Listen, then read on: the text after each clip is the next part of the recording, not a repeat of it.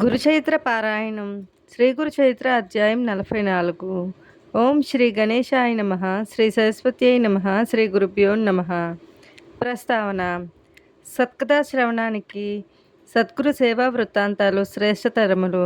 అట్టిది విన్న నామధారకుడు ధన్యోస్మి అంటారు. తంతకుడు శ్రీగురుడు ఆజ్ఞాపిస్తే వారి పాదుకలు ధరించి వారితో కలిసి యోగగమనంతో శ్రీశైలం చేరి దర్శిస్తాడు.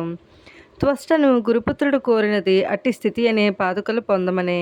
శ్రీగురుడు శ్రీశైల మల్లికార్జునుడు కల్లేశ్వరుడు కూడా తామేనని దర్శనమిచ్చారు. మహనీయుల సంచారం వల్లనే తీర్థాలకు క్షేత్రత్వం సిద్ధించిందని శ్రీగురుడు చెబుతారు. కానీ సద్గురువు తాను గురువునని చాటుకోరు. అందుకే శ్రీగురుడు తన నివాసం వల్ల గంధర్వపురము సంగమము పవిత్రమయ్యాయని చెప్పక అచటి తీర్థాల దేవతల సాన్నిధ్యం వల్ల అవి పవిత్రమని చెబుతారు. ఆ దేవతలనే సేవించమని చెబుతారు. భక్తుడే అనుభవంతో సద్గురువు పరమేశ్వరుడైనని గుర్తించి ఆశ్రయించాలి. అందుకే శ్రీ రమణ మహర్షి తాను గురువునని ఇతరుల శిష్యులని తలచేవాడు ఆ పేరుకే అర్హుడు కాదు అంటారు. నిజానికి దేవతల కంటే సద్గురువే శ్రేష్ఠుడు. కల్లేశ్వరుడు నరకేశ్వరుని, చండలేశుడు నందిశర్మను తమను కాక శ్రీగుడిని సేవించమని ఆదేశించారు. ఈ లీల షిరిడి సాయిబాబా చరిత్రలో కూడా చూడవచ్చు. శ్రీకృష్ణుని విశ్వరూపంలో లాగా సకల దేవతలు విశ్వరూపుడైన సద్గురుని యందు ఉంటారు. ముక్తికి సద్గురు కృపే ముఖ్యము. విమర్శుడనే రాజు మరి 7 జన్మల తరువాత అగస్త్యుని అనుగ్రహంతో ముక్తుడవుతాడని చెబుతాడు. సద్గురువును మానవుడని శంకించడం పాపమే. ఇతర పాపాల వలె అది కూడా సద్గురు సేవ వలన క్షాళనమవుతుందని శ్రీగురుడు నందిశర్మకు చెబుతారు. భావయుక్తమైన సద్గురు స్తోత్రము కూడా అంతటి మహిమాన్వితమే. శ్రీగురుని అనుగ్రహం వలన విద్యావంతుడైన నందిశర్మ చేసిన గురుస్థుతి అతని కుష్ఠవ్యాధిని నివారించి అతనికి తత్వజ్ఞానము భుక్తి ప్రసాదించింది. సద్గురువు కథాశ్రవణము రచనము పఠనము కూడా ప్రధానమైన ముక్తి సాధనాలే అని నందిశర్మ నరకేశ్వర్ల వృత్తాంతాలు నిరూపిస్తాయి. అంతటి సద్గురు చరిత్రను పారాయణ చేస్తున్న మన భాగ్యం ఎంతటితో గుర్తించి పారాయణ చేయాలి. ఇట్టి దృఢమైన శృతి మనలో కలిగేందుకు మిగిలిన దత్తావతారులైన సద్గురువుల చరిత్రలు కూడా ఇంత శ్రద్ధగాను పారాయణ చేస్తే అన్ని రూపాల్లో అవతరించిన శ్రీ దత్తస్వామి పట్ల మన భక్తి దృఢమవుతుంది. ఈ విషయాలని 44, 45, 46 అధ్యాయాలు వివరిస్తాయి. కథ ఆరంభము. నామధారకుడు నమస్కరించి, స్వామి, మీ గురులీల ఇంకొకటి వివరించండి అని కోరితే సిద్ధయోగి ఇలా చెప్పసాగారు. శ్రీగురుని సేవకులలో తంతుకుడు అనే సోలవాడొకడుండేవాడు. అతడు నిత్యము ఇంటి పనులు చూచుకొని మఠానికి వచ్చి ముంగిలి ఊడ్చి నీళ్లు చల్లి ముగ్గులు పెట్టేవాడు. అటు తరువాత అతడు శ్రీగురునికి దూరం నుండే సాష్టాంగ నమస్కారం చేసుకుని వెళ్తుండేవాడు. ఒక సంవత్సరం శివరాత్రికి అతని బంధువులందరూ శ్రీశైలం వెళుతూ అతన్ని కూడా రమ్మన్నారు. అతడు, ఓరి వెర్రివాళ్ళారా, శ్రీశైలం ఎక్కడో ఉన్నదనుకుని కాళ్ళీడ్చుకుంటూ అంత దూరం పోవటం ఎందుకు? శ్రీగురుని మఠానికి మించిన శ్రీశైలం వేరే ఎక్కడైనా ఉన్నదా? శ్రీగురుడు కాకుండా వేరొక మల్లికార్జునుడు ఉన్నాడా ఏమి? నేను ఆయన మఠాన్ని విడిచి ఎక్కడికి రాను అన్నాడు. అతనికి ఏమీ తెలియని మూర్ఖుడని పరిహసించి వాళ్ళందరూ యాత్రకు వెళ్ళిపోయారు. అతడు వాళ్ళందరినీ సాగనంపి గురుసేవ చేయడానికి మఠానికి చేరుకున్నాడు.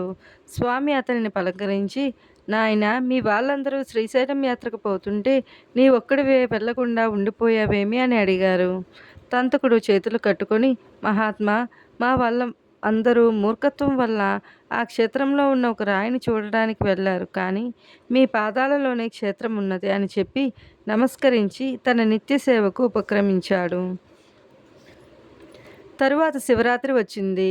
తంతకుడు ఆనాడు ఉపవాసం ఉండదలచి మధ్యాహ్నం సంగమానికి వెళ్ళి స్నానం చేశాడు.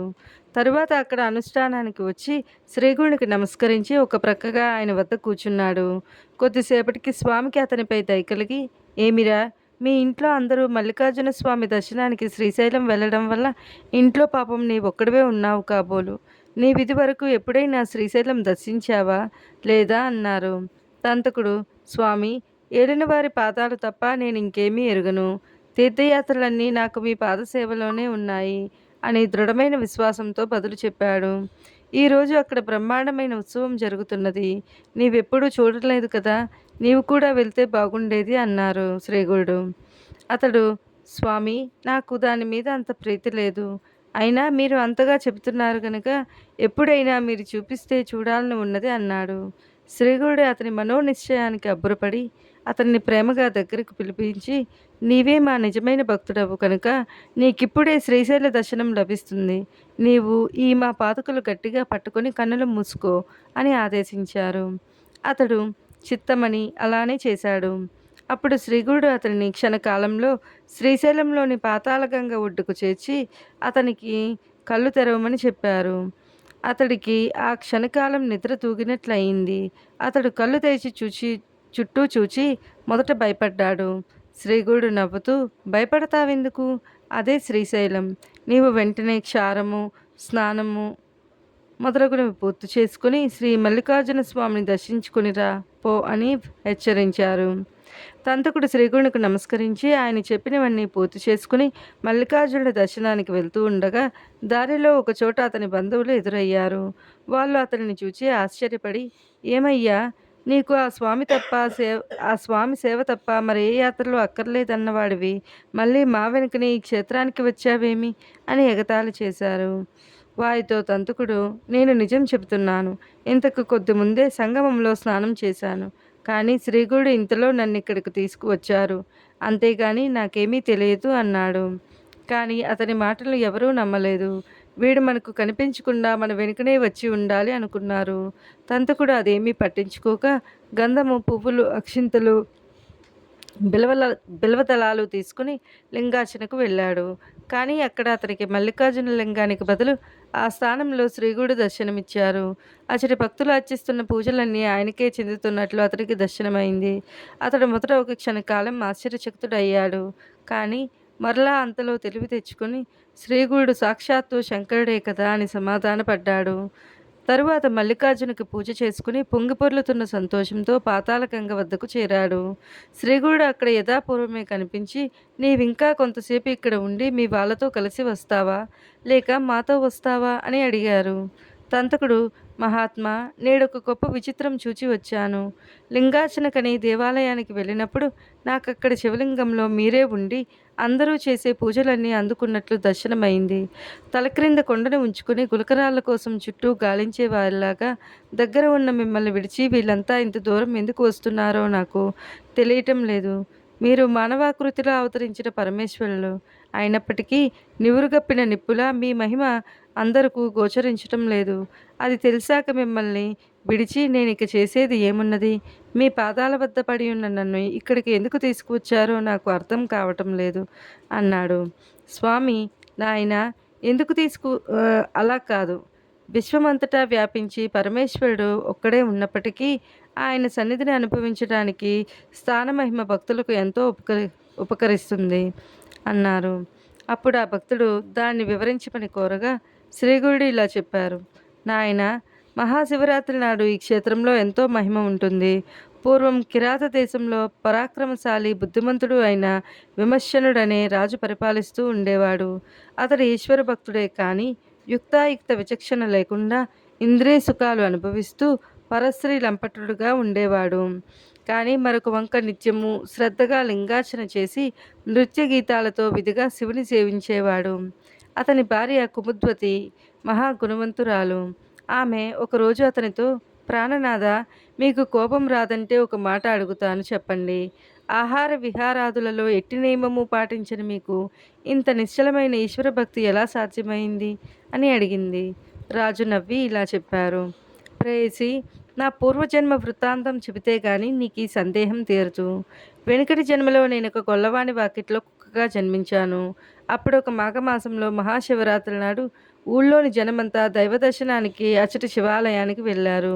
ఆనాడు అందరూ ఉపవసించాలి కనుక నా యజమాని కూడా అన్నం వండుకోలేదు, నాకు పెట్టను లేదు.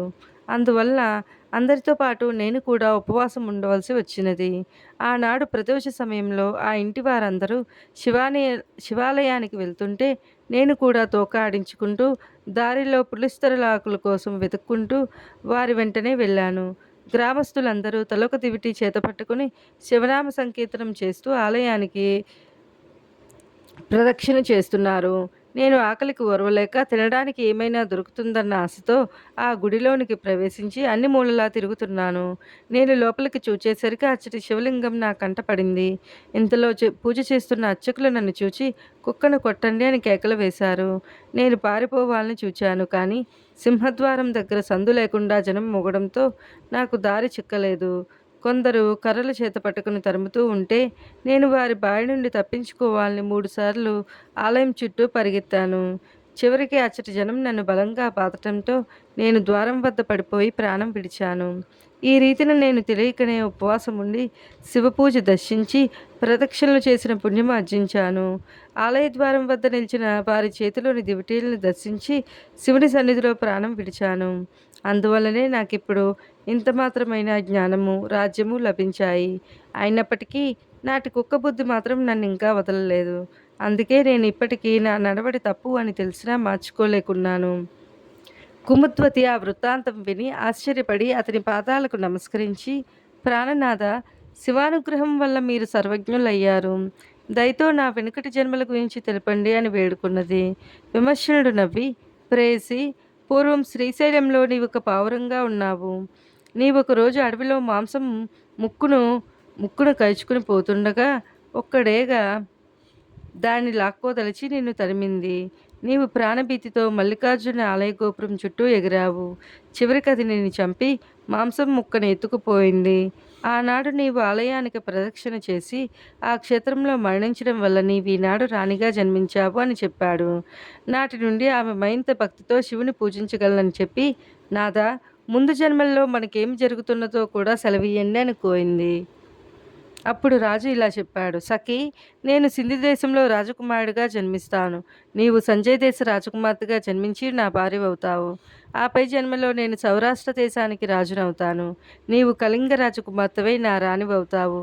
అటుపై జన్మలో నేను గాంధార దేశానికి రాజునవుతాను. నీవు మగధదేశ రాజపుత్రిగా జన్మించి నన్ను వివాహం చేసుకుంటావు.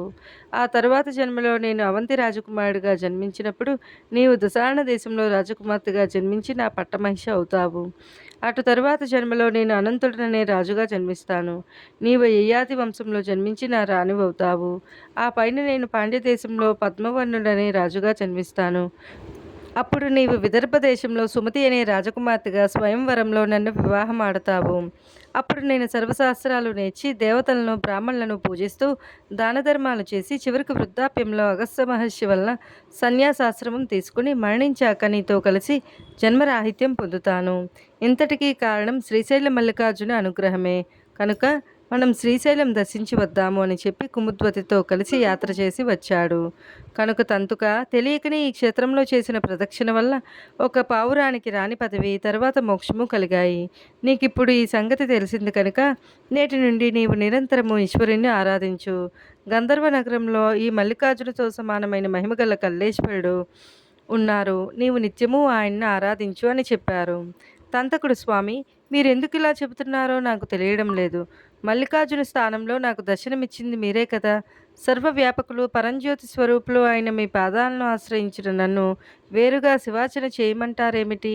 మీరు కాక వేరొక దైవం ఉన్నదా ఏమి అని గురుపాదాలకు నమస్కరించాడు. శ్రీగురుడు అతనితో పాదుకులు విడవకుండా పట్టుకొమ్మని చెప్పి రెప్పపాటులో గంధర్వపురం వద్ద సంగమానికి అతన్ని తమతో కూడా చేర్చారు. వీరిద్దరూ శ్రీశైలంలో ఉన్న సమయంలో పురవాసులెందరో శ్రీ నరసింహ సరస్వతి స్వామి దర్శనం కోసం మఠానికి, సంగమానికి వచ్చి పవిత్రమైన మహాశివరాత్రి నాడు వారి దర్శనం ఎక్కడా లభించక నిరాశతో తిరిగిపోయారు. తరువాత ఆ సంగతి వినగానే శ్రీగురుడు వారందరినీ పిలుచుకురమ్మని తంతకుడిని గ్రామానికి పంపారు. అందరూ అతన్ని చూచి ఆశ్చర్యంతో, నీవు మహాశివరాత్రి నాడు తలగొరిగించుకున్నావేమిటి అని ఎగతాళి చేశారు. అతడు జరిగినదంతా పూసగుచ్చినట్లు చెప్పి అందుకు తార్కాణంగా శ్రీశైలం నుండి తాను తెచ్చిన ప్రసాదము, పువ్వులు చూపాడు.